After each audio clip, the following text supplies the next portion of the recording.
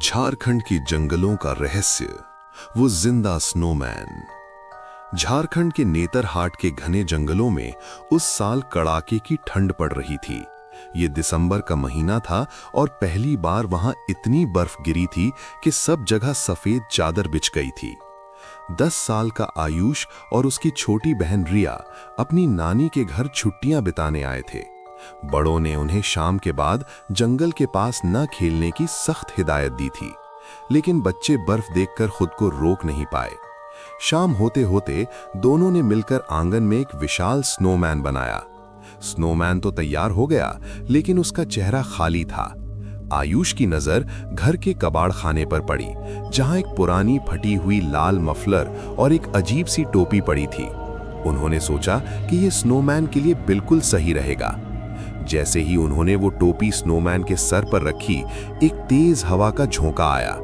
रिया डर गई और फुसफुसाई, भैया मुझे ये अजीब लग रहा है। इसकी आंखें नहीं हैं, पर लग रहा है ये हमें देख रहा है। माँ की आवाज सुनकर वे दोनों जल्दी से अंदर चले गए।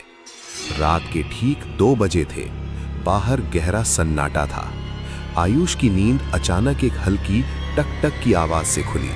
उसे लगा कि कोई खिड़की पर दस्तक दे रहा है। उसने डरते हुए रजाई से झांका। बाहर कोई नहीं था, पर बर्फ पर किसी के गीले पैरों के निशान थे। इससे पहले कि वो कुछ समझ पाता, उसके कमरे का दरवाजा धीरे धीरे चरमराते हुए खुलने लगा। आयुष की धड़कनें तेज हो गईं। दरवाजे पर वही स्नोमैन खड़ा था। वो अब बर्फ का पुतला नहीं लग रहा था। वो धीरे धीरे पिघल रहा था और उसके शरीर से पानी टपक रहा था। स्नोमैन धीरे धीरे आयुष के बिस्तर की तरफ बढ़ा और उसके बर्फीले शरीर से इतनी ठंड निकल रही थी कि आयुष का दम घुटने लगा। उसने डर के मारे आंखें बंद कर लीं और चिल्लाने की कोशिश की, पर आवाज नहीं निकली। तभी उसे महसूस हुआ कि किसी ने उसके ऊपर रजाई ठीक कर दी है। उसने हिम्मत करके आंख खोली। स्नोमैन ने जमीन पर गिरी हुई आयुष की रजाई को उठाया था और उसे अच्छी तरह उड़ा दिया। फिर उसने नीचे पड़ी अपनी लाल मफलर उठाई और चुपचाप मुड़कर वापस अंधेरे में बाहर चला गया।